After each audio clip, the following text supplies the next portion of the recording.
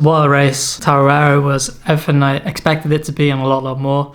The course is just absolutely beautiful and the area was just incredible.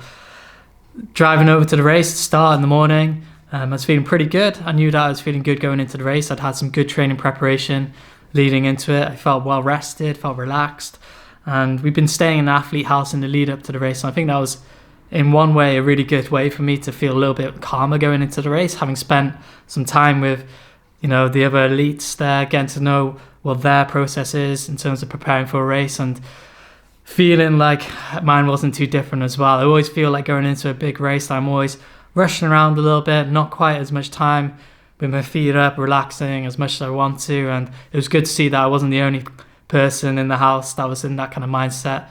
I was feeling pretty organised though, and I'm really relaxed. When we were driving over there in the start morning, I was listening to some music on the bus over, which was really helping just keep the nerves at bay, get a good soundtrack in my head going into the race.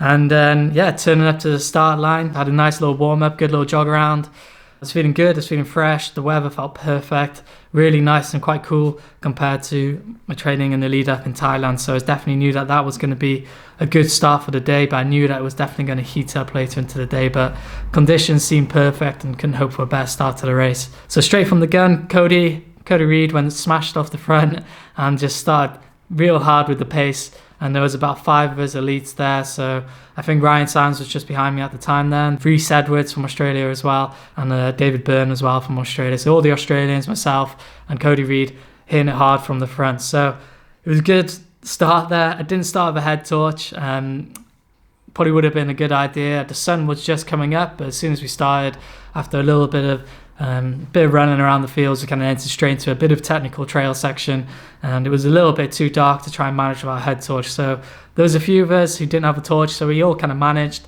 No big distance was lost there, but in hindsight that would have been a good way to start the race, just to make sure I wasn't going to twist an ankle or anything. But thankfully made it through that section pretty good. It all kind of kept quite close together, all those elites at the front then, but it was a real fast pace off the front of the field. So it was all about controlling myself, managing, making sure I wasn't letting myself get too far away from the leaders. I knew that I was in good shape. I knew I was in contention to try and get a good podium spot on the day if things went together well. But I knew that it was about just staying calm and running my own race and not getting carried away trying to chase Cody or Rhys Edwards or any of those guys too early in the race.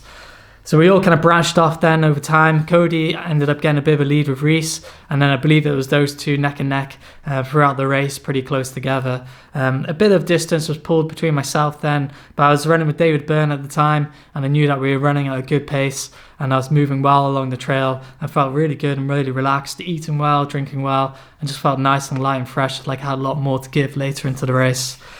Coming into some of those lake sections, it was really quite technical, a little bit more technical than I was imagining. Not so much from the surface, but because of all the low-lying branches along the way as well.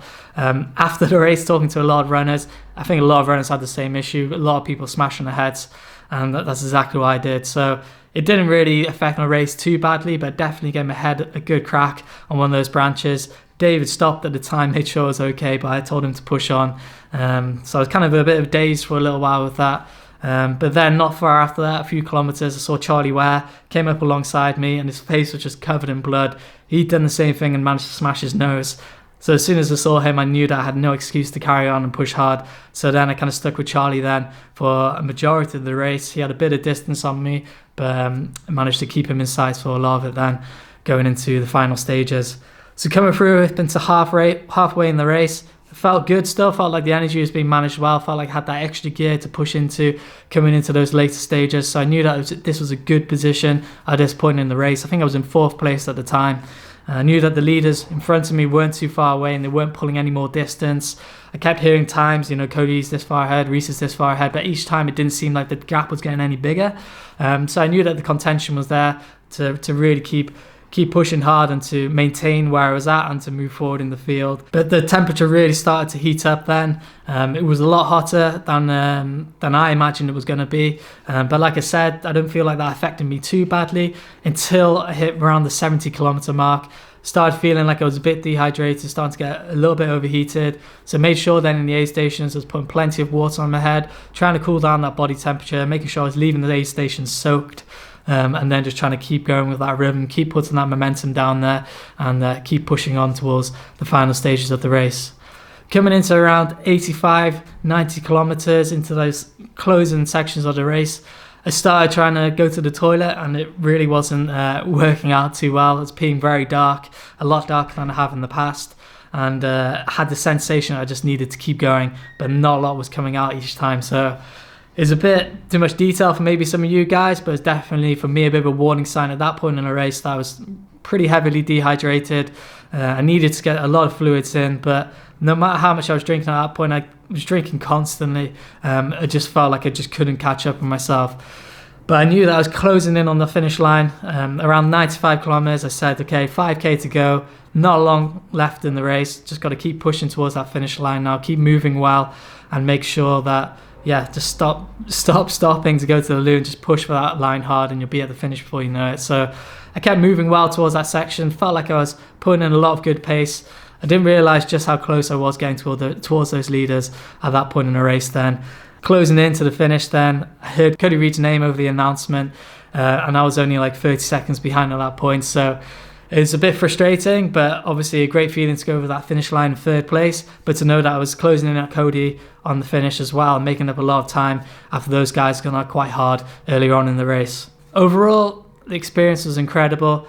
I feel like a big plus for me going into the race, as I said last year around CCC as well, was just going into a really positive mental side of everything, feeling very confident in myself, feeling confident that the fitness was there, that I prepared well for the race, but also on the day just doing my own race, making sure I wasn't getting carried away with the leaders and knowing that I had an extra gear to put in or just maintain that effort all the way to the finish line without getting a major low spot. So there was a few little hurdles within the race, but I'm sure everyone had those hurdles on the day. There's a few wrong turns by all of us at some point. There was a lot of dehydration because it was super hot. I think when I finished, I got weighed at the finish line and I'd lost like 3.5 kilos of water weight. Some of those guys lost up to 5 kilos, some of those elites. So we were definitely working pretty hard into the finish. But the dehydration was an issue for me going over the finish line. Been to the toilet an hour after finishing, after making sure I was drinking loads, eating lots of watermelon, trying to get nice and hydrated again. Went to the toilet and basically it just seemed like I just pissed blood. So that was definitely a concern. Talking to the doctor at the finish line, they gave me a little bit of reassurance, made sure that I was getting those fluids down. I didn't feel dizzy.